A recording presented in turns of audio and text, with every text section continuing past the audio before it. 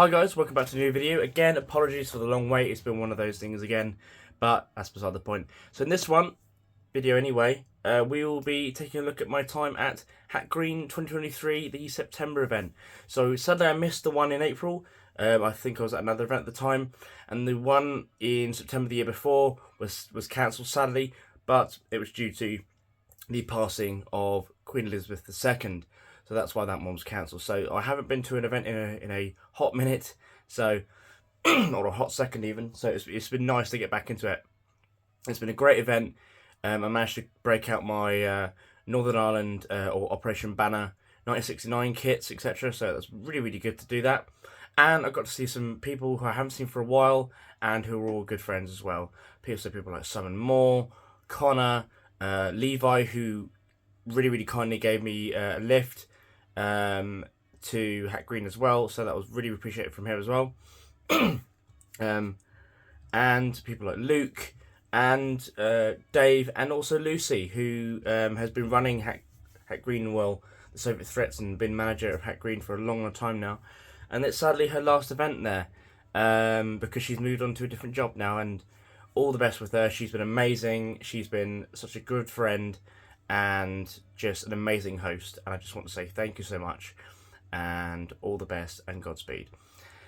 But luckily it will be carrying on. Hat Green is not dead and Soviet Threat is not dead, so it will be carried on next year, next April, and it'll probably be only one event a year going forward, but still one's better than none, so that's the best thing. So I just want to say really appreciate to everyone who's been really supportive over the past few months. Obviously there's been a very much lack of content, and I do really apologise for that, but hopefully I'll be getting some more stuff out lately. I did upload a video as recording today so that's that, and hopefully this video will be up within the next day or so, or hopefully tonight, depending on when I get around to it.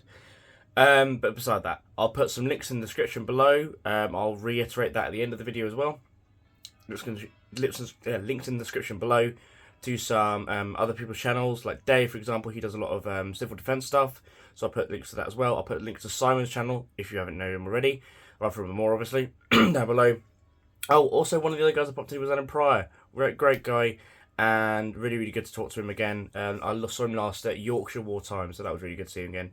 And also thank you to Josh Hamilton as well for allowing me to use his SLR for this weekend. Sadly, I don't have a wood kitted out SLR at this time. That is one thing that is coming in the future, hopefully. Money depending, so one of those things. But appreciate that, mate. Really do. And again, hope you enjoy, and let's crack on with the video. See you in a bit.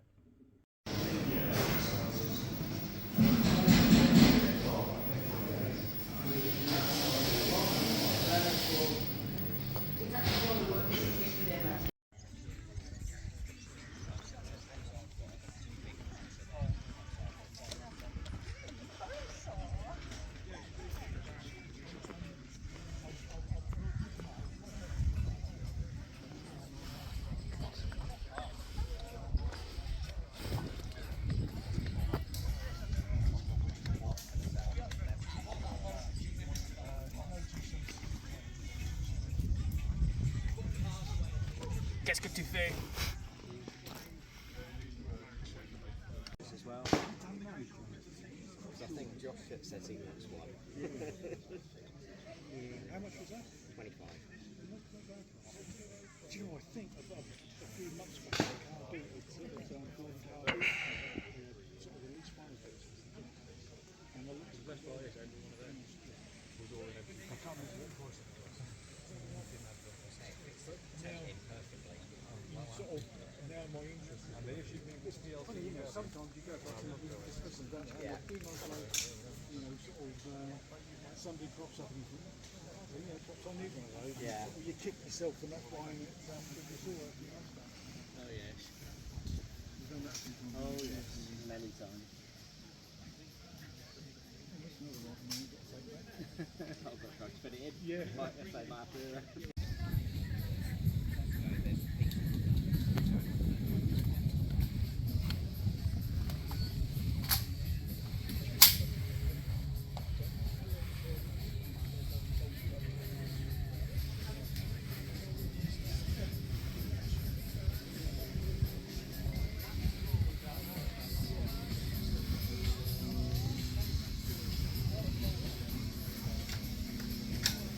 was alright standing in that one, I think.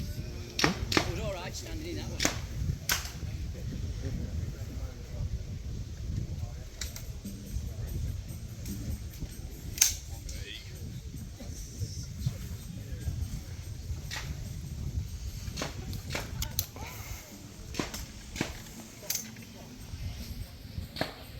I was not expecting to see something like this. Yeah, it's a lot cheaper than the real one.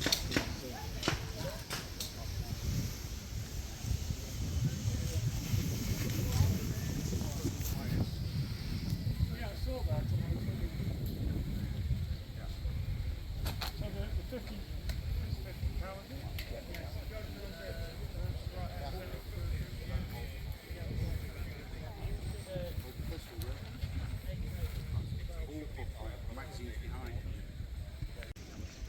Okay, so here we have Levi. There's a longer video coming out on the French F1 kit, so hopefully in the future when I get round to editing, but we'll come to that when we cross the bridge. So Levi, if you just want to take us from top to bottom.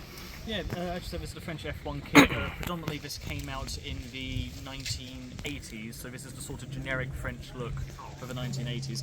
The primary thing, of course, for the 1980s is the FAMAS. They spent a lot of time to modernise their equipment, and suddenly they have a brand new rifle and they've got to have a new uniform and new webbing set to go with it. So predominantly you see 1978 in this era as like the start point for it. As you said, from top to bottom, model 78 helmet, steel helmet. I've got what's called a salad on top of it, which is a nice little camouflage net.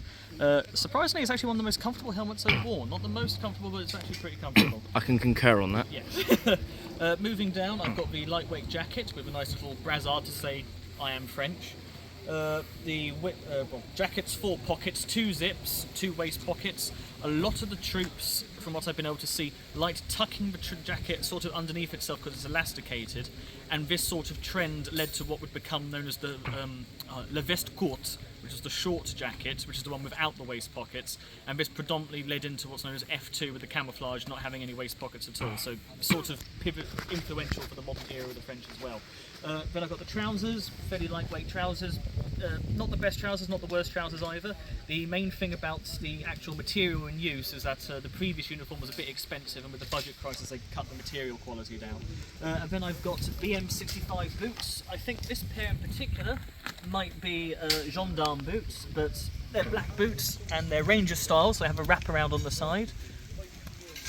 And I do have to actually like the elasticated turn-ups, or turn-downs rather, because they actually stay on your trousers, so when it comes to like putties and stuff, these actually remain in place, you don't have to constantly readjust yourself. Moving on to the webbing, we've got a Centauron belt.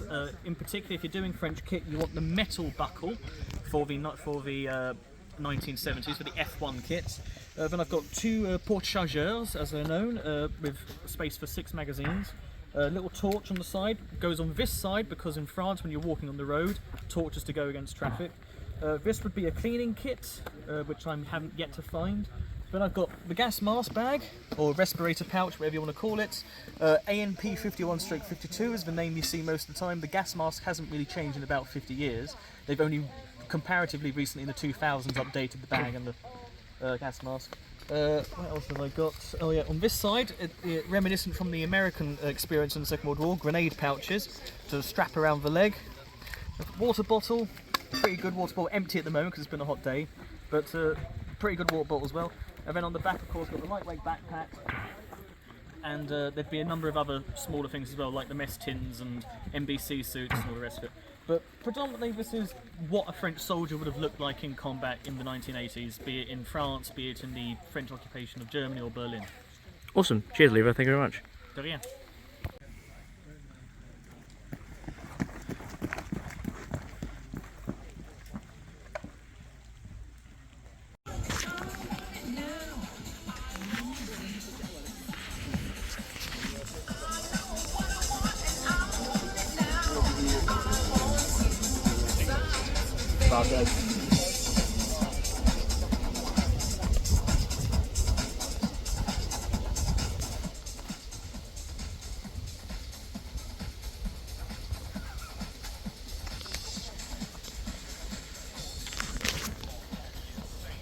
I'm still going.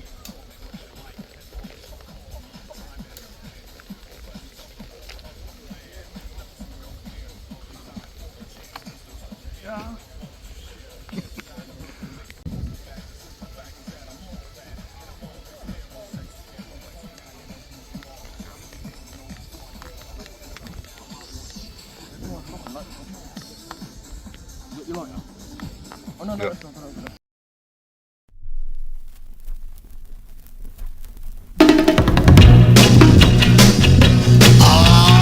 to the groove. Come on. Dance party, boogaloo party. Come on, everybody. Dance party, boogaloo party. Come on, everybody. Slide to on your left, right to on your right. Shake your head with your hip. Boogaloo on the side. Boogaloo. Dance party, boogaloo party. Dance party, boogaloo party. Hey, look at that girl, dressed in red. I don't think she heard what I said. Hey, girl, what you gonna do? She's gonna do the boogaloo. Oh, she can dance. Oh, I bet you she can. Come on. Dance party, boogaloo party. Oh, come on, everybody. Dance party, stay with your body. Don't bother nobody. Boogaloo.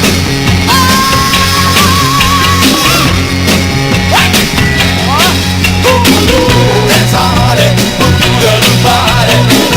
Dance party, boogaloo party. Say that Lane Jones over there. Say Lane Jones, what you gonna do? He's gonna do the boogaloo for you. Oh, Lane Jones can dance. I bet you he can. Come on. Dance party, boogaloo party. Come on, everybody.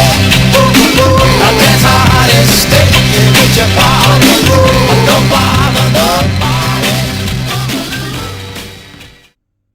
So I really hope you enjoyed that. Again, apologies for the long wait, but I hope it was worth it. And I just want to say thank you again to everyone at Hack and everything who put on a great show. And yeah, even if the weather did try to kill us this weekend, so it was blistering hot on the Saturday, and then was very humid. I was sleeping in the bunker, but didn't make it any easier. The heat was unbearable at some rates. And on the Sunday, it went from hot, cold to rainy to, well, it was like 50% moisture in the air. It was it was dreadful at some points. But beside that, I had a really good time, even if I did like sweat through everything.